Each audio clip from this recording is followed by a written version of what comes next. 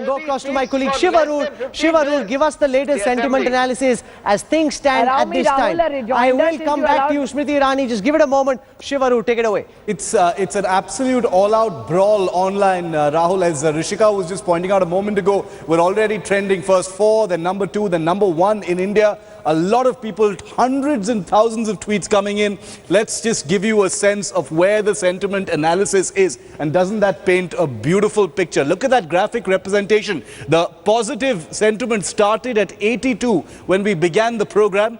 It took a pretty shallow dive down to 59, and now it's back leveling out and slowly rising back to about 65. Remember, like you said to our viewers a short while ago, Rahul, we have no control over these figures. It's an algorithm and it assesses the sentiments there.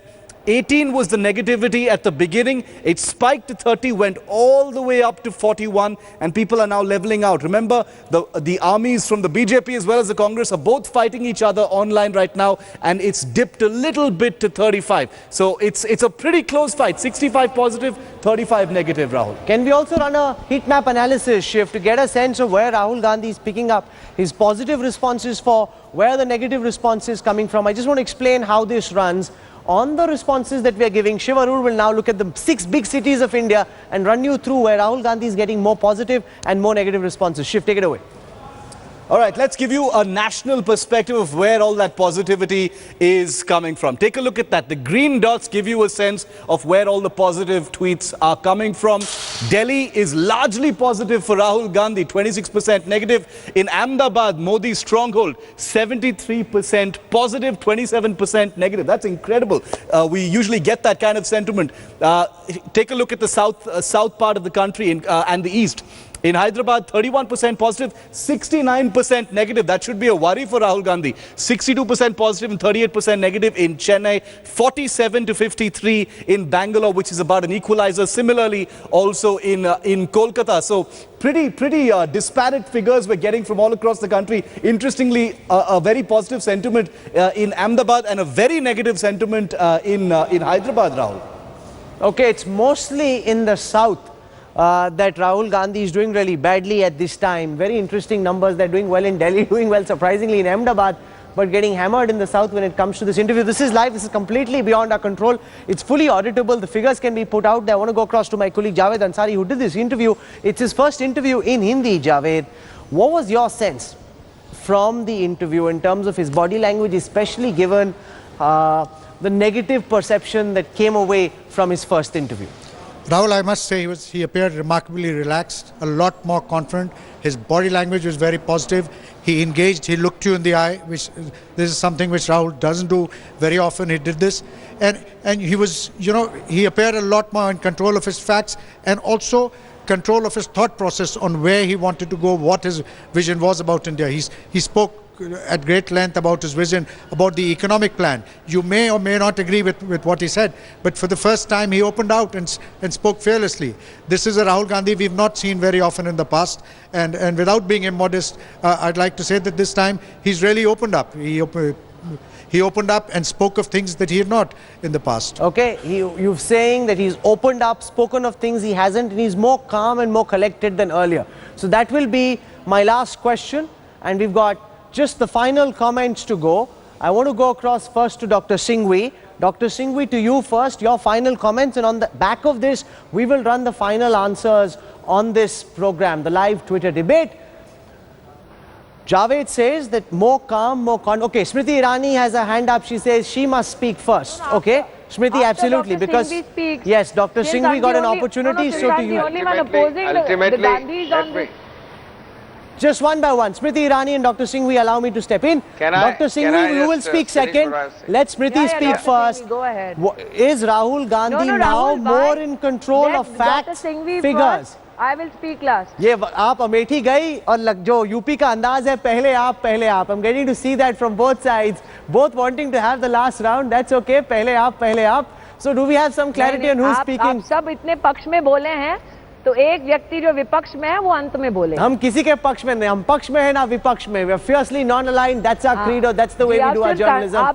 I want to go across first to Dr. Singhvi. Dr. Singhvi, your final comments as this interview ends. Here's a man who so far has failed to make people believe that he's the right man to run India. Do you think on the back of this interview, he's been able to take away some of those doubts, come across more forcefully than earlier, come across as a thinking politician, not like the Pappu the BJP calls him? Dr. Singhvi, your final comments start now.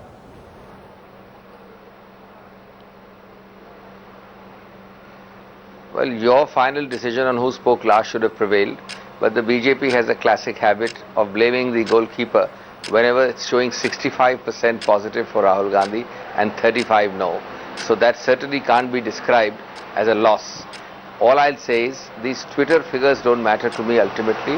There can be a lot of lobbying behind the scenes and the BJP is pretty good at that, despite that they're showing a poor figure. Mr. Modi in Gujarat runs an assembly for less than a month every year. He attends it for less than half that time. Mr. Rahul Gandhi tours the length and breadth of the country, so attendance in parliament should hardly be an issue. You have to see the interview and not comment upon it to get its true flavor. I think if the country wants honesty, sincerity, straightforwardness, Rahul has won the debate and the game much before.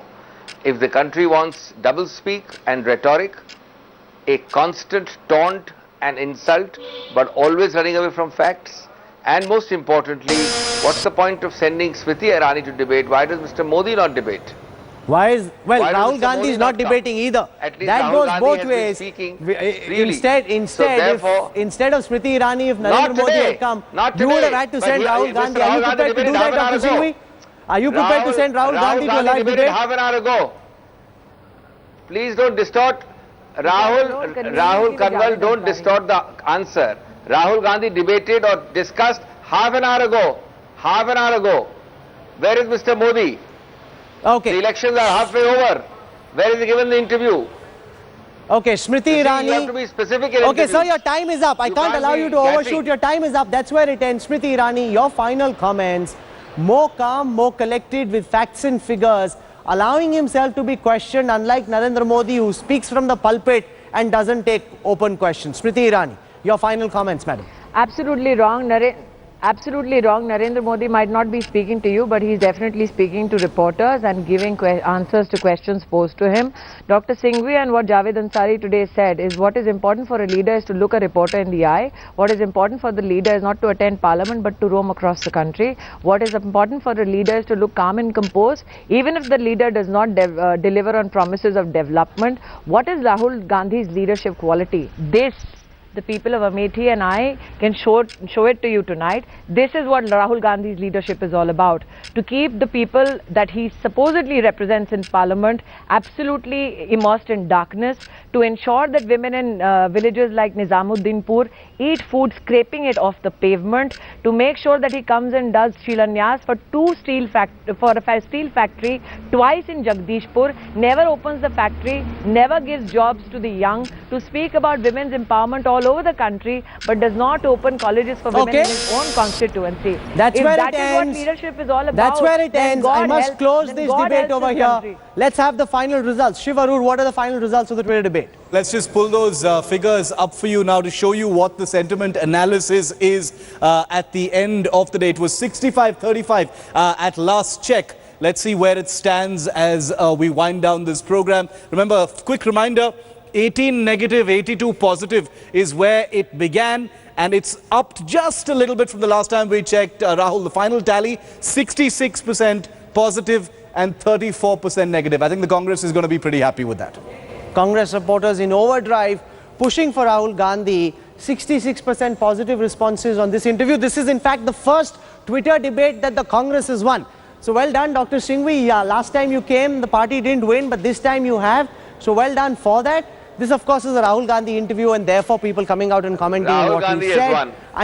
You're saying Rahul Gandhi is... for a debate when I have the facility of electricity to watch an interview. Okay, I'm going to end this over here. Thank you very much, Smriti Irani. You've had a long day for joining us. Thank you. Thanks also to Dr. Singhvi. Congratulations, Javed, in putting that interview together.